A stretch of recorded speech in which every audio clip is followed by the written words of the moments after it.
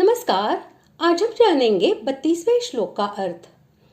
इस प्रकार अर्जुन के पूछने पर भगवान अपने उग्र रूप धारण करने का कारण बतलाते हुए प्रश्नानुसार उत्तर देते हैं।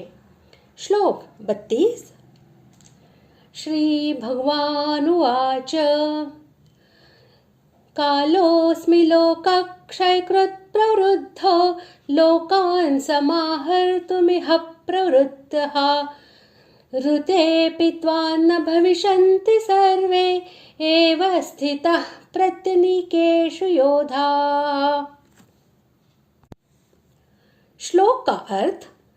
श्री भगवान बोले, मैं लोकों का नाश करने वाला बढ़ा हुआ महाकाल हूँ। इस समय इन लोकों को नष्ट करने के लिए प्रवृत्त हुआ हूँ। इसलिए जो प्रतिपक्षियों की सेना में स्थित योद्धा लोग हैं, वे सब तेरे बिना भी नहीं रहेंगे, अर्थात तेरे युद्ध न करने पर भी इन सब का नाश हो जाएगा। मैं लोकों का नाश करने वाला बढ़ा हुआ काल हूँ। इस कथन से भगवान ने अर्जुन के पहले प्रश्न का उत्तर दिया है, जिसमें अर्जुन ने यह जानना चाहा कि आप कौन हैं।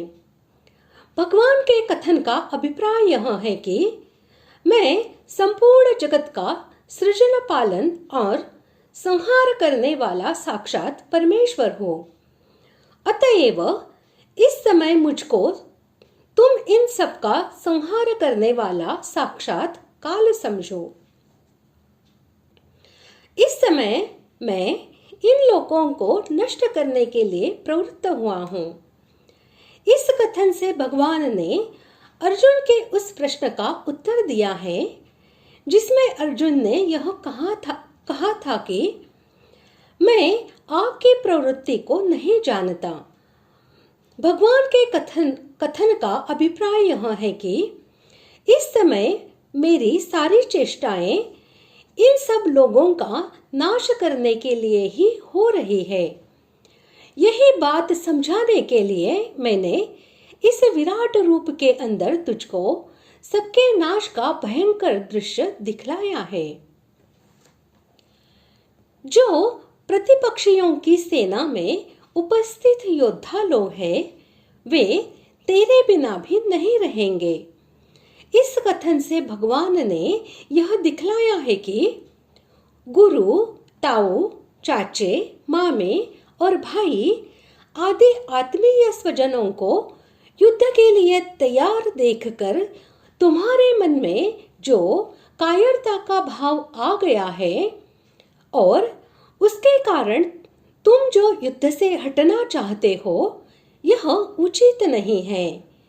क्योंकि यदि तुम युद्ध करके इनको न भी मारोगे, तब भी ये बचेंगे नहीं।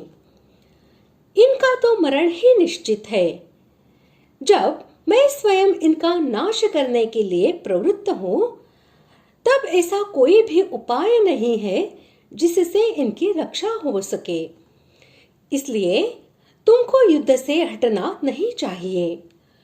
तुम्हारे लिए तो मेरी आज्ञा के अनुसार युद्ध में प्रवृत्त होना ही हितकर है।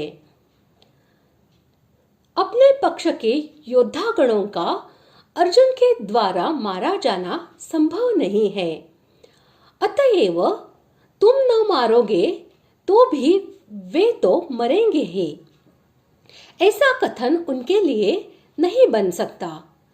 इसीलिए भगवान ने यहाँ केवल कौरव पक्ष के वीरों के विषय में कहा है। इसके सिवा अर्जुन को उत्साहित करने के लिए भी भगवान के द्वारा ऐसा कहा जाना युक्ति संगत है।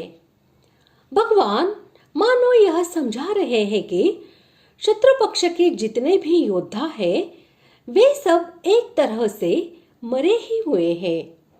उन्हें मारने में तुम्हें कोई परिश्रम नहीं करना पड़ेगा, क्योंकि मैं काल रूप से सबको खा जाऊंगा। तात्पर्य यह है कि इन सब का संहार तो होने वाला ही है।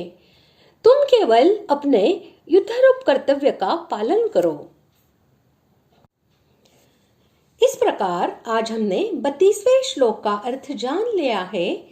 अगले भाग में जानते हैं 33वें श्लोक का अर्थ। धन्यवाद।